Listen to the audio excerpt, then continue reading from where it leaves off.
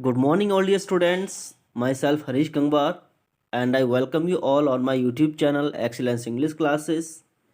आज मैं एक्सप्लेन करने वाला हूँ पोएम जॉन ब्राउन, जो कंपोज की है बॉब डिलन ने, जो एक अमेरिकन लिरिसिस्ट हैं, अमेरिकन सॉन्ग राइटर हैं।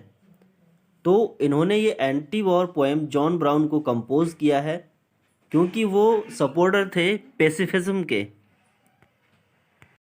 पेसिफिज्म मतलब जो लोग शांति चाहते हैं, जो खून खराबा लड़ाई जैसी चीज़ें नहीं चाहते हैं। तो उन्होंने ये पोएम लिखी है उस टाइम पर जो क्रिटिकल कंडीशंस थी वॉर से रिलेटेड, उसको देखने के लिए, लोगों को समझाने के लिए।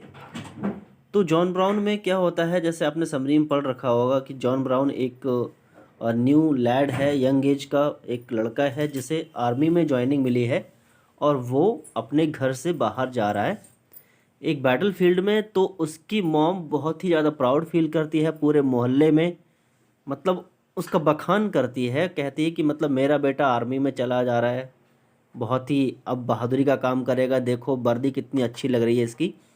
तो चलिए पोएम को एक्सप्लेन करते हैं, साथ साथ में पता चलेगा। John brown went of to war to fight on a foreign शोर. His mama sure was proud of him. He stood straight and tall in his uniform. देखिए इसमें कोई राइमिंग पैटर्न नहीं है, तो सबसे पहले आपको पता चले कि ये पोएम जो है इसमें कोई लिटरेरी डिवाइस जैसे राइमिंग पैटर्न यूज़ नहीं हुआ है। जैसे लास्ट में कहीं कहीं राइमिंग पैटर्न होता है, यहाँ से इसका कोई राइमिंग पैटर्न नहीं है, न ऑल का इससे कहीं राइमिंग पैटर्न है, बीच से भी कहीं कोई राइमिंग पैटर्न नहीं मिल रहा है।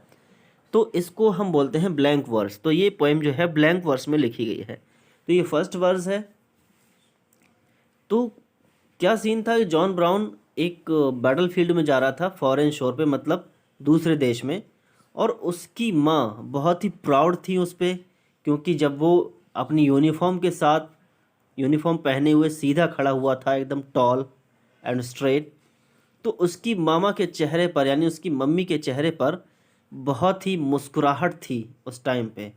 Out all broke out all in a green, मतलब स्माइल के साथ वो बोलने लगती है। क्या बोलने लगती है? ओ सन you look so fine, I am glad you are a son of mine. यहाँ पर राइमिंग थोड़ी मिलती है, फाइन एंड माइन। तो क्या बोलती है? सन मैं कितनी खुश हूँ, तुम इतने सुंदर दिख रहे हो और इस बात की बड़ी खुशी है कि तुम मेरे बेटे हो। You make me proud to know you hold a gun, do what the captain says, lots of medals you will get. और क्या बोलती है कि तुम्हारे हाथ में जो गन है, जो यूनिफॉर्म है, उससे बहुत अच्छा दिखते हो, और अपने कैप्टन के ऑर्डर्स फॉलो करना, और तब तुम्हें बहुत सारे मेडल्स भी मिलेंगे। बट ये नहीं जानती कि मेडल्स जीतने के लिए क्या क्या करना पड़ता है, जान को दांव पे लगाना पड़ता है। And we'll put them on the wall when you come home. और क्या बोलती है? जब तुम वापस लौट के आओगे जंग से लौट कर, तो हम उन मेडल्स को दीवार पे सजा देंगे, शो ऑफ करने के लिए। अब वो ट्रेन जाने लगती है जिसमें जॉन ब्राउन जा रहा था। As that old train pulled out, John's ma began to shout, telling everyone in the neighborhood, that's my son that's about to go. क्या बोलती हैं? जैसे ही ट्रेन जाने लगती है तो सबको बताती हैं पड़ोस में चिल्ला चिल्ला के, देखो वो जा रहा है मेरा बेटा। अब पता है, एक सैनिक बन चुका है, एक सोल्जर बन चुका है, पता है तुमको। और उन्होंने इतना शोर किया, इतना चीख चीख के बोला कि सभी पड़ोसियों को पता चल जाए, सभी पड़ोसी समझ जाए कि हाँ, अब मेरा बेटा जॉन ब्राउन बैटल फील्ड में जा रहा है। अब जॉन ब्राउन चला जाता है बैटल फील्ड में, और वहाँ से उसे लेटर मिलते हैं उसकी माँ को। She got a letter once in a while and her face broke in to a smile as she showed them to the people from next door. तो वंस इन अ वाइल यानी कभी कभी इसको लेटर आते थे, और तब उसके चेहरे पे मुस्कान आती थी, और उन लेटर्स को वो खुद ही नहीं पढ़ती थी, अपने पड़ोसियों को दिखाती थी, देखो मेरे बेटे का लेटर आया है। And she ब्रैग्ड about her sun with his uniform and gun.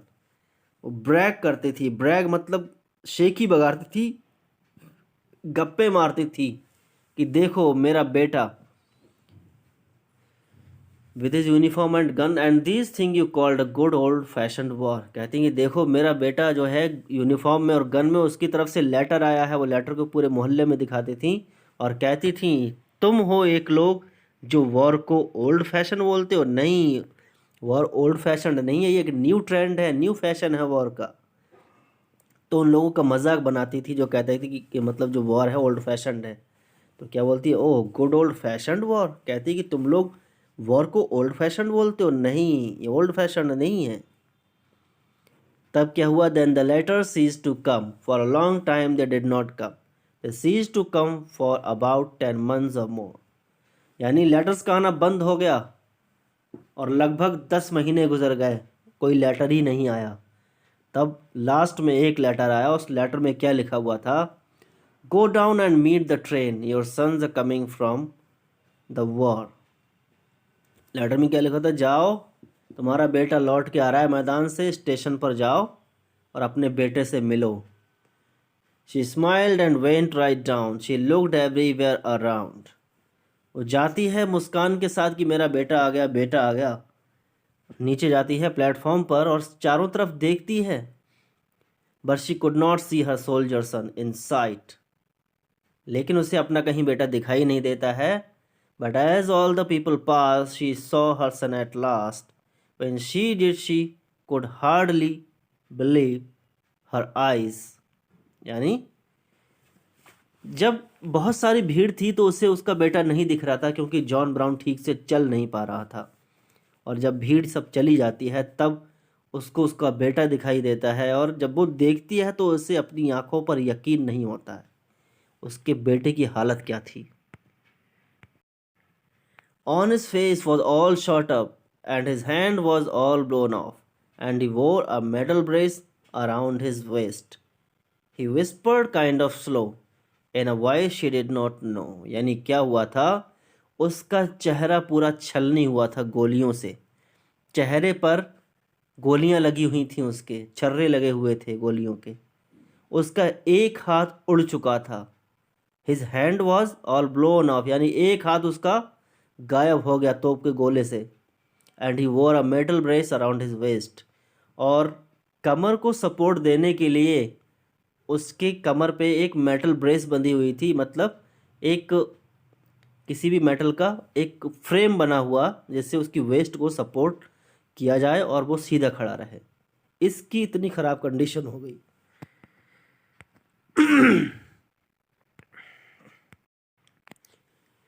और वो इतने धीरे धीरे बोल रहा था, his whispered kind of slow in a voice he did not know. यानी इतना धीरे बोल रहा था, उसका मुंह तक नहीं चल पा रहा था ठीक से, कि उसकी माँ उसकी आवाज़ को पहचान नहीं पा रही थी। While she couldn't even recognise his face, यानी वो तो उसके चेहरे को भी नहीं पहचान पाई तो उसकी आवाज़ को भी नहीं समझ पाई। Oh lord, not even recognise his face. तो पोइट कहता है देखो हे भगवान, वो अपने बेटे का चेहरा नहीं पहचान पाई, ऐसी जॉन ब्राउन की हालत हो गई थी। तो जॉन ब्राउन की माँ उससे बोलती हैं, ओ tell me my darling sun, pray tell me what they done. कहती है मेरे बेटे, मेरे प्यारे बेटे, मुझे बताओ क्या हुआ है तुम्हारे साथ। How is it you come to be this way, और तुम्हारी ऐसे हालत कैसे हुई, किसने की तुम्हारी ऐसी हालत। उन्हें पता नहीं है कि मेरा बेटा तो वॉर में गया था, वॉर में गया था, वॉर में क्या कंडीशंस होती हैं। तो जॉन ब्राउन बोलना चाहता है बट वो बोल नहीं पाता है, बहुत मुश्किल से बोलता है।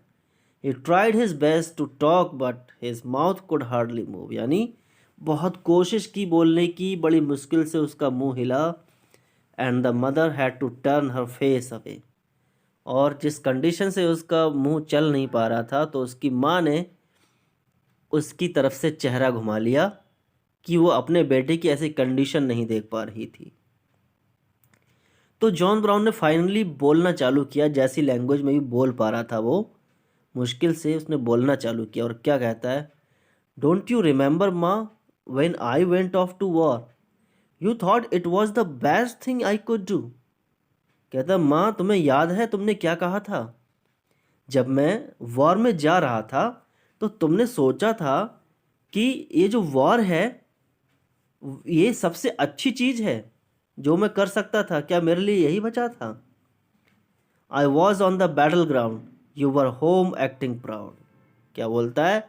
मैं तो बैटल ग्राउंड में था, लड़ाई के मैदान में था, और तुम घर में बैठी बैठी प्राउड फील कर रही थी, घमंड दिखा रही थी, लोगों को बता रही थी चीख के चिल्ला के कि मेरा बेटा लड़ाई के मैदान में गया है। You wasn't there standing in my shoes. यहाँ माई के बाद शूज़ है, ठीक है। शूज़ का मतलब जूते। तो क्या कहता है? क्योंकि तुम वहाँ मेरी जगह खड़ी हुई नहीं थी।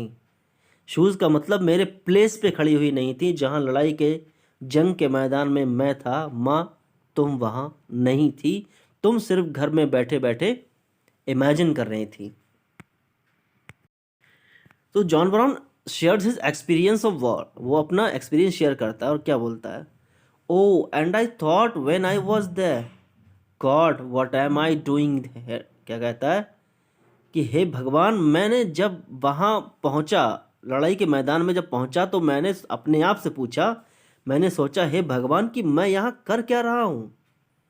I am trying to kill somebody और डाई ट्राइंग। मतलब मैं किसी को मारने की कोशिश कर रहा हूँ, या ऐसा करने में मैं खुद को मारने की कोशिश कर रहा हूँ। यानी मैं किसी को मारने की कोशिश कर रहा हूँ या मरने की कोशिश कर रहा हूँ। But the thing that scared me most was when my enemy came close. क्या कहता है? सबसे डराने वाली कंडीशन जब हुई, तो वो क्या थी कि जब वो दुश्मन था उसका, उसके चेहरे के सामने आकर खड़ा हो गया फाइट करने के लिए। And I saw that his face look just like mine. क्या कहता है? मैंने देखा कि उसका चेहरा बिल्कुल मेरे जैसा था, सेम था। ओ लॉर्ड, जस्ट लाइक माइन। कहता है, हे भगवान, बिल्कुल मेरे जैसा चेहरा था। आगे बोलता है John brown, and I couldn't help but think. अच्छा, जहाँ can't help, couldn't help but think लग जाए तो मतलब मैं सोचने से नहीं रोक पाया अपने को। मैं सोचता रहा। क्या सोचता रहा?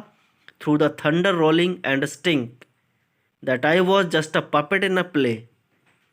क्या कहता है? उस तूफान में, शोर शराबे में, गोलीबारी में मैं बस यही सोच रहा था कि मैं एक पपेट की तरह था। जैसे कठपुतली वाला गेम होता है, कठपुतली वाला जो पहले नाटक चलते थे, क्या मैं उसी की तरह हूँ कि मुझे कोई और चला रहा है, जैसे कठपुतलियों को कोई और नचाता है। गवर्नमेंट के आर्डर पे पहुँच गए मैदान में और पता नहीं किसको मार रहे हैं, खुद मरने की कोशिश कर रहे हैं। And through the roar and smoke this string is finally broke and a cannon ball blew my eyes away. क्या कहता है? Through the roar and smoke, यानी एक साथ गरजने की आवाज़ आई और धुआं सा उठा, और जो स्ट्रिंग थी, कौन सी स्ट्रिंग? थिंकिंग। ये जो उसकी थिंकिंग थी, जो सोच रहा था, जो ख्यालों में डूब गया था कि क्या मैं यहाँ कर कठपुतली बन गया हूँ मैदान में, तो उसकी वो स्ट्रिंग टूट गई। मतलब वो सोचने से रह गया। और क्या हुआ? And a cannon ball blew my eyes away. और एक कैनन बॉल आई, एक तोप का गोला आया और उसकी आंख को उड़ा दिया, उसकी आंखें अंधी हो गईं।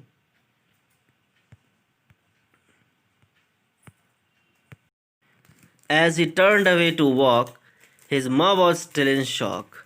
तो उसने अपना इतना एक्सपीरियंस शेयर किया, और जब वो जाने के लिए मुड़ा, घर जाने के लिए, यानी इतनी सारी बातें उनकी सिर्फ प्लेटफॉर्म पर खड़े खड़े हुई थी पहली मुलाकात में, और उसकी माँ अभी भी उस शौक से बाहर नहीं निकल पाई उसके बेटे को देखकर और उसका एक्सपीरियंस सुनने के बाद।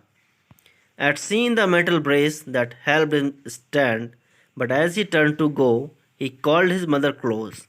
यानी जो माँ थी, उसकी मेटल ब्रेस को देख के उसकी बेटे की हालत क्या हुई है वो देख देख के सब कुछ शौक हो जाती है, और जब वो जाने लगता है तो अपनी माँ को बुलाता है। And he dropped his medals down into her hand.